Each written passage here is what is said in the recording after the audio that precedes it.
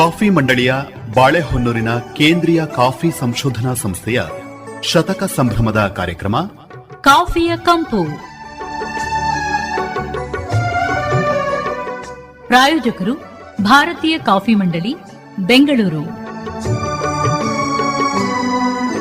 ಕೇಳಿ ಕಾಫಿಯ ಕಂಪು. ಆತ್ಮೀಯ ಬೆಳೆಗಾರರೇ, ತಮ್ಮೆಲ್ಲರಿಗೂ ನಮಸ್ಕಾರ. ಇವತ್ತಿನ ಸಂಚಿಕೆಗೆ ಸ್ವಾಗತ. ಇವತ್ತಿನ ಸಂಚಿಕೆಯಲ್ಲಿ ಕಾಫಿಯಲ್ಲಿ ಹವಾಮಾನ ಹೊಂದಾಣಿಕೆ ಹಾಗೂ ಅಸಾಂಪ್ರದಾಯಿಕ ತಳಿ ಸಂಕರಣ ಉತ್ಕೃಷ್ಟತಾ ಕೇಂದ್ರದ ಕಾರ್ಯಚಟುವಟಿಕೆಗಳನ್ನು ಕುರಿತು ಇವತ್ತು ತಿಳಿಸಿಕೊಡ್ತಾ ಇದ್ದಾರೆ ಚಟ್ಟಹಳ್ಳಿಯ ಸಸ್ಯ ಅಂಗಾಂಶ ಕೃಷಿ ಮತ್ತು ಜೈವಿಕ ತಂತ್ರಜ್ಞಾನ ವಿಭಾಗದ ಉಪನಿರ್ದೇಶಕರಾದ ಡಾಕ್ಟರ್ ಜೀನಾ ದೇವಾಸಿಯಾ ಅವರು. ಮೇಡಮ್, ತಮಗೆ ನಮಸ್ಕಾರ, ಕಾರ್ಯಕ್ರಮಕ್ಕೆ ಸ್ವಾಗತ. ನಮಸ್ಕಾರ. ಕಾಫಿ ಸಂಶೋಧನಾ ಕೇಂದ್ರ ಏನಿದೆಯೋ, ಇತ್ತೀಚೆಗೆ ಕಾಫಿಯಲ್ಲಿ ಹವಾಮಾನ ಹೊಂದಾಣಿಕೆ ಹಾಗೂ ಅಸಾಂಪ್ರದಾಯಿಕ ತಳಿ ಸಂಕರಣ ಉತ್ಕೃಷ್ಟತಾ ಕೇಂದ್ರವನ್ನು ಚಟ್ಟಹಳ್ಳಿ ಸಮೀಪ ಇತ್ತೀಚೆಗೆ ಆರಂಭವನ್ನು ಮಾಡಿದೆ. ಯಾವ ಉದ್ದೇಶದಿಂದ ಇದನ್ನು ಮಾಡಿದೆ, ಇದು ಹೇಗೆ ಕಾರ್ಯಚಟುವಟಿಕೆಯನ್ನು ಮಾಡ್ತಾ ಇದೆ ಅನ್ನುವಂತಹ ಒಂದು ಪರಿಚಯವನ್ನು ಮಾಡಿಕೊಡಿ. ಕಾಫಿ ರಿಸರ್ಚ್ ಸಬ್ಸ್ಟೇಷನ್ ಒಳಗಡೆನೆ ಒಂದು ಹೊಸ ಸೆಂಟರ್ ಬಂದಿದೆ.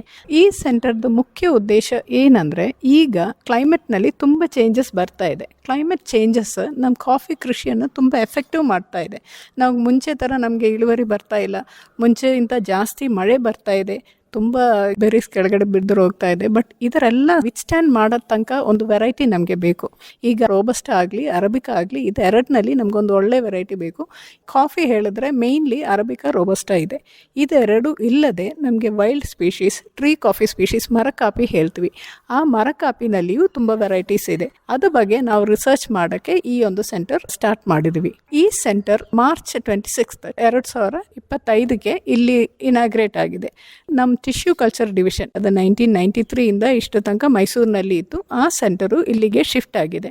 ಈ ಸೆಂಟರ್ನಲ್ಲಿ ನಾವು ಏನೇನು ರಿಸರ್ಚ್ ಮಾಡ್ತೀವಿ ಅಂದರೆ, ದ ಮೇಯ್ನ್ ಉದ್ದೇಶವನ್ನು ಕಾಫಿನಲ್ಲಿ ನಮಗೆ ಏನೇನು ವಾತಾವರಣದಲ್ಲಿ ಚೇಂಜಸ್ ಆಗ್ತಾ ಇದೆ, ಏನೇನು ಟೆಂಪ್ರೇಚರ್ ಜಾಸ್ತಿ ಆಗ್ತಾ ಇದೆ, ಇಲ್ಲ ನಮಗೆ ಜಾಸ್ತಿ ಮಳೆ ಬರ್ತಾ ಇದೆ, ಇದರೆಲ್ಲ ವಿತ್ಸ್ಟ್ಯಾಂಡ್ ಮಾಡೋ ತನಕ ಒಂದು ವೆರೈಟಿ ನಮಗೆ ಡೆವಲಪ್ ಮಾಡಬೇಕು. ಅದ್ರ ಬಗ್ಗೆ ರಿಸರ್ಚ್ ಮಾಡೋಕ್ಕೆ ಈ ಒಂದು ಸೆಂಟರ್ ವರ್ಕ್ ಮಾಡುತ್ತೆ. ಈಗ ನಾವು main central coffee research institute ನೋಡಿದ್ರೆ, ಆ ಮೇನ್ ಸೆಂಟರ್ನಲ್ಲಿ ನಾವು ಮೇನ್ಲಿ ಅರಬಿಕಾ, ರೋಬಸ್ಟಾ ಬಗ್ಗೆ ರಿಸರ್ಚ್ ಮಾಡ್ತೀವಿ.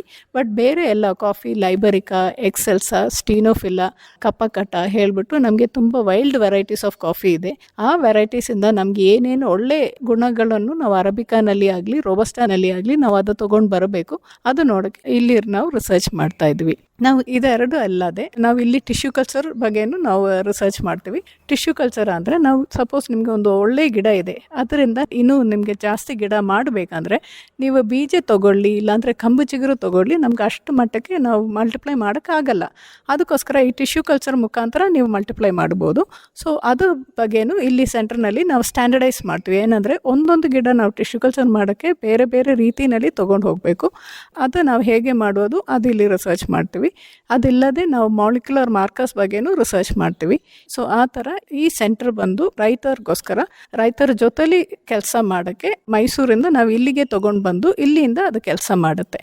ಕಾಫಿಯಲ್ಲಿ ಹವಾಮಾನ ಹೊಂದಾಣಿಕೆ ಹಾಗೂ ಅಸಾಂಪ್ರದಾಯಿಕ ತಳಿ ಸಂಕಿರಣದ ಉತ್ಕೃಷ್ಟತಾ ಕೇಂದ್ರದ ಬಗ್ಗೆ ಇನ್ನು ಹೆಚ್ಚಿನ ಮಾಹಿತಿಗಾಗಿ ತಮ್ಮನ್ನು ಸಂಪರ್ಕ ಮಾಡ್ತಕ್ಕಂಥದ್ದು ಹೇಗೆ? ನಮ್ಮ ಫೋನ್ ನಂಬರ್ 9902017867. ಚಟ್ಟಹಳ್ಳಿ ಸಮೀಪ ಇತ್ತೀಚೆಗೆ ಪ್ರಾರಂಭ ಮಾಡಿರುವಂತಹ ಕಾಫಿಯಲ್ಲಿ ಹವಾಮಾನ ಹೊಂದಾಣಿಕೆ ಹಾಗೂ ಅಸಾಂಪ್ರದಾಯಿಕ ತಳಿ ಸಂಕಿರಣ ಉತ್ಕೃಷ್ಟತಾ ಕೇಂದ್ರದ ಬಗ್ಗೆ ಮಾಹಿತಿಯನ್ನು ಇದುವರೆಗೆ ತಮಗೆ ಮಾಡಿಕೊಟ್ಟವರು ಇಲ್ಲಿಯ ಉಪನಿರ್ದೇಶಕರಾದ ಡಾಕ್ಟರ್ ಜೀನಾ ದೇವಾಸಿಯಾ ಅವರು. ಮೇಡಮ್, ತಮಗೆ ಧನ್ಯವಾದಗಳು. ನಮಸ್ಕಾರ. ಧನ್ಯವಾದಗಳು. ಇದುವರೆಗೆ ಕಾಫಿಯ ಕಂಪು ಪ್ರಸಾರವಾಯಿತು. ಪ್ರಾಯೋಜಕರು ಭಾರತೀಯ ಕಾಫಿ ಮಂಡಳಿ, ಬೆಂಗಳೂರು. ಕಾರ್ಯಕ್ರಮದ ನಿರ್ಮಾಣ ಅರಕಲಗೂಡು ಮಧುಸೂದನ್. ಹಾಸನ ಆಕಾಶವಾಣಿಯಲ್ಲಿ ಸಿದ್ಧಪಡಿಸಿದ ಈ ಕಾರ್ಯಕ್ರಮವು ಮಡಿಕೇರಿ ಆಕಾಶವಾಣಿಯಿಂದಲೂ ಬಿತ್ತರವಾಯಿತು.